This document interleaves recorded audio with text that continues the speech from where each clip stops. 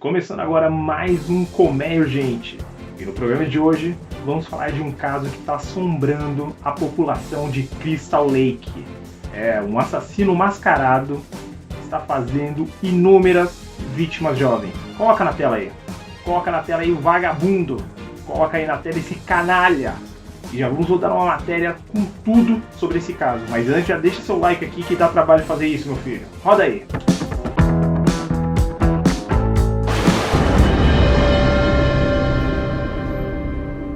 Olá pessoal, hoje finalmente adentraremos aos anos 80, década essa que é a minha favorita dentro do horror. Fiz uma pequena lista de filmes que gostaria de abordar, e bem, deu mais de 40. Com isso, terei que fragmentar em categorias, iniciando por uma figura que é lendária dentro da cultura pop.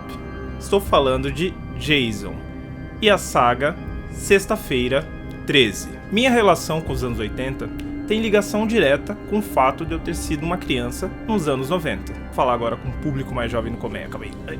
Só ajeitar aqui minhas costas. Nessa época, molecada, não tinha Netflix. Então, se a gente quisesse ver algum filme, tinha que ir até a locadora e alugar uma fita cassete. O melhor custo-benefício era o quê? Ir alugar na sexta para devolver na segunda.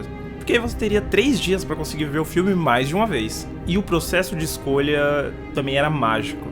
Eu lembro de ir direto na sessão de horror e ficar olhando aquelas capas ali, viajando, até que uma chamasse mais minha atenção. Aí eu virava, lia a sinopse, via algumas imagens ali do filme, pra assim decidir qual filme eu veria. Vale ressaltar que com essa cultura, né, de pessoas passarem a alugar filmes em casa, essa questão de escolha tá associado com a capa se tornou fundamental. Então, muitos dos filmes de terror tem na capa uma forma de chamariz para chamar a atenção das pessoas para escolha daquele filme. Outra opção é esperar passar o filme na TV aberta. E se engana quem imagina que os filmes de terror só passavam em noites de terror na TV aberta. Não. Às vezes passava à tarde, mas com um aviso. Este filme vai apresentar cenas de terror. Pessoal, isso aqui já era parte do horror. Você via isso e já ficava no clima. E era quase como um daqui pra frente é por sua conta e risco. Eu assumi o risco e, como vocês podem ver, não deu nada de errado, né? E sem mais delongas, vamos iniciar nossa lista. Roda a chamada aí. Prepare-se, o perigo espera por você. Sexta-feira 13. Finalmente liberado para a TV, o longa-metragem que deu origem à mais famosa série de filmes de terror. Sexta-feira, 13. Próxima segunda. A história de um antigo homicídio em Crystal Lake não impede que alguns jovens montem um acampamento de verão no bosque. Moradores supersticiosos advertem sobre o ocorrido, mas os instrutores prestam pouca atenção aos mais velhos e acabam sendo perseguidos por um assassino brutal. E assim se iniciou uma das maiores franquias dos anos 80. O filme nasce como uma tentativa de surfar no sucesso de Halloween e vem como muitos filmes que eu citei por aqui, com baixo orçamento, mas muita vontade de realizar o projeto. O filme nos coloca na pele do assassino por diversas vezes, trabalhando com a imagem em primeira pessoa. E o tema que é tocado antes dos assassinatos é muito marcante, né? O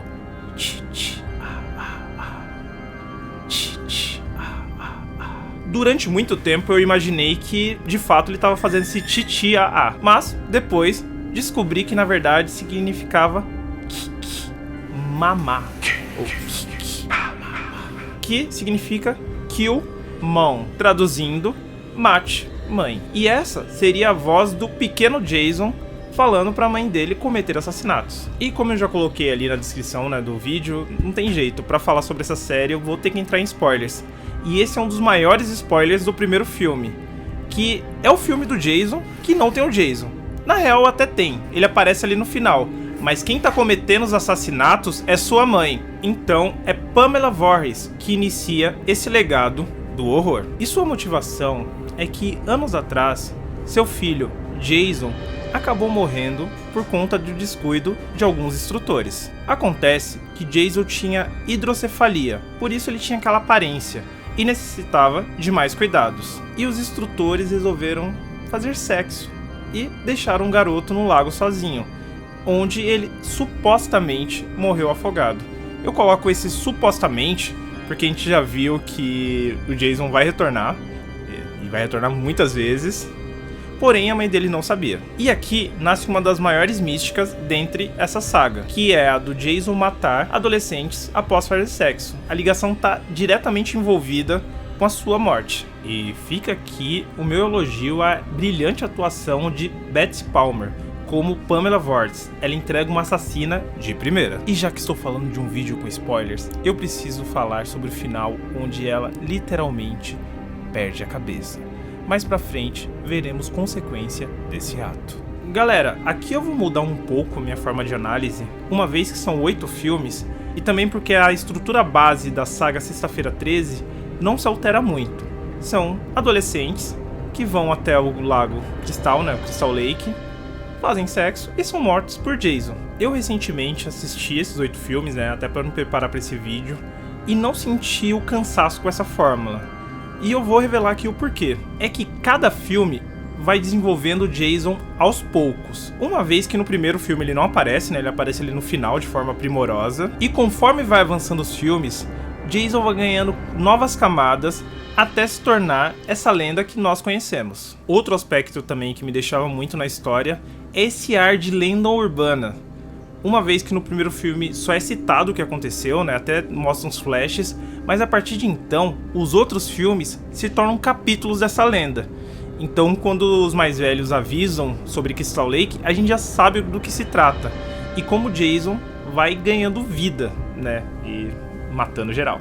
Outra coisa também que ajuda a não deixar cansativo é que eles procuram sempre inovar nas mortes. A história do segundo filme se passa 5 anos depois do primeiro, mas ela é lançada 11 meses após o sucesso do primeiro filme. Esse é o primeiro filme da franquia onde vemos Jason cometer os assassinatos de fato.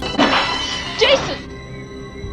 Só que nesse filme, quando vamos ver o visual de Jason, ele ainda não está usando a icônica máscara de hóquei, mas sim um saco na cabeça com apenas um buraco revelando um olho. Isso dá um aspecto meio cru pro personagem, mas dá um ar brutal. É interessante que nesse filme conhecemos um Jason mais humano, e não estou falando só em sua fisicalidade, mas também sua relação com sua mãe, uma vez que ele guarda a cabeça dela como forma de culto. E também no final, a Final Girl, né, a garota que sempre acaba entrando no embate, né, com o vilão, ela acaba usando um pouco dessa ligação para atordoar o Jason. Vamos notar que conforme vão passando os filmes, ele vai perdendo cada vez mais essa humanidade. A ideia do filme 3 era ser um filme em 3D, e isso acaba ficando um pouco datado. E o filme foi pensado também para o cinema, né, com óculos e tudo mais. Então tem várias situações ali que vão causar estranhamentos, né? O foco ali num bastão indo, um ioiô, que era justamente para usar e abusar desse efeito 3D. Nesse filme, tem um personagem que constantemente assusta seus amigos utilizando uma máscara de hóquei, até que ele entra num celeiro e logo na sequência vemos a cena icônica, na qual Jason sai utilizando a máscara de hóquei. E outro aspecto importante desse filme aqui é destacar o que o Jason tá vivo, ele só é um cara muito duro de matar. Tanto que o início do filme a gente vê o reflexo, né, dos ferimentos que ele sofreu no filme anterior e como ele vai sentindo o impacto, né, conforme ele vai travando ali seu ciclo de mortes. O início do quarto filme já é o Jason em um necrotério, mas se engana quem pensou que esse era o final do nosso personagem, porque sua vontade de ver era maior e ele não se deu por vencido e não foi dessa vez que ele foi jogar no Vasco. O nome desse quarto filme seria Sexta-feira 13, capítulo final. Isso porque o filho do dono do estúdio queria dar fim a essa série de filmes. E só abrindo um parêntese, a saga Sexta-feira 13 como um todo acaba sofrendo muito por conta desses bastidores. Ora é porque tem pouco tempo, né, para desenvolver o roteiro, para gravar, ou essas ideias mirabolosas, né, de vamos acabar. Então acaba influenciando um pouco no desenvolvimento do personagem. Eu tô até romantizando, né, aqui um pouco como todos os filmes acabam se ligando e como isso vai trazendo características pro personagem. Mas é real que isso não foi muito bem planejado, de fato. Os filmes foram criados com o intuito de atrair o público jovem e gerar dinheiro, né? Porém, tinha muitas pessoas competentes trabalhando nessas obras e tem muitas ideias boas que, como eu tô fazendo aqui, né, nesse fio, A gente vai juntando e isso vai dando mais camadas pro personagem. E uma dessas ideias boas é o personagem Tommy Jarvis, que é um garotinho fã de terror e na saga Sexta-feira 13 ele tem um papel crucial, porque ele é a pessoa que mata, de fato, Jason. Os produtores tinham uma ideia ali pro Tommy, né, desenvolvimento, que eu acho que não ia dar muito certo. Os produtores concordam meio com essa minha visão, que eles foram por outra linha. E isso nós já vemos no quinto longa. Lembra que eu comentei que a ideia era acabar com Jason?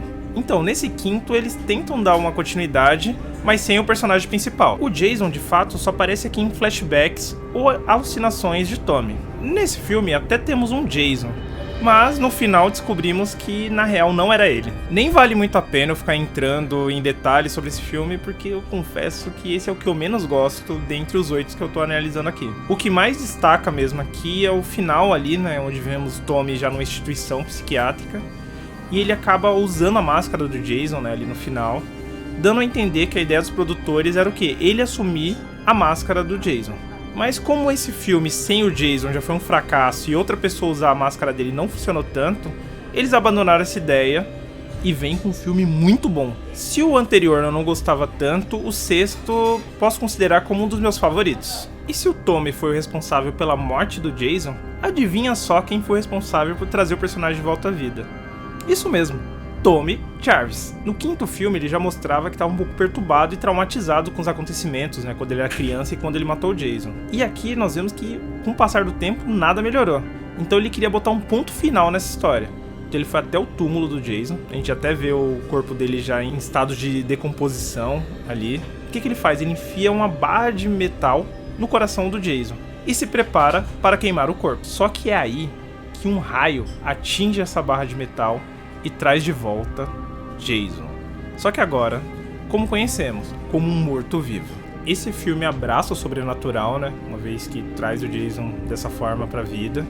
E abraça também o absurdo. Então tem várias cenas ali divertidas, é um filme muito divertido, em alguns momentos até cômico, porém sem abandonar a brutalidade do personagem. E já que eu falei que eles estavam abraçando o sobrenatural, no sétimo longa eles entram de cabeça nessa ideia, uma vez que eles colocam Jason contra uma garota que tem poderes telecinéticos. Aqui eles mudam o ator que interpreta o Jason, então vemos um Jason muito mais parrudo.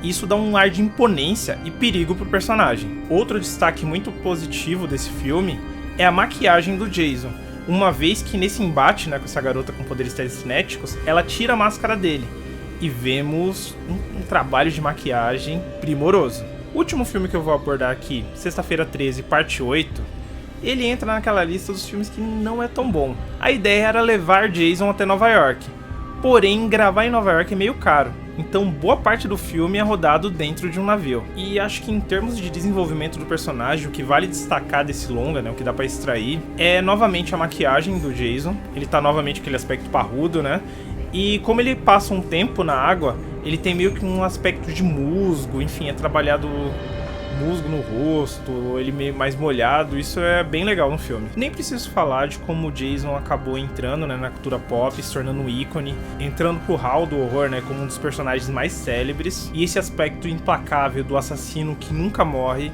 tá eternizado para sempre na história do horror. É isso, pessoal, obrigado por assistir esse vídeo, não esqueça de deixar o like, se inscrever no canal, ativar o sininho e deixa aqui nos comentários qual é o seu filme do Jason favorito.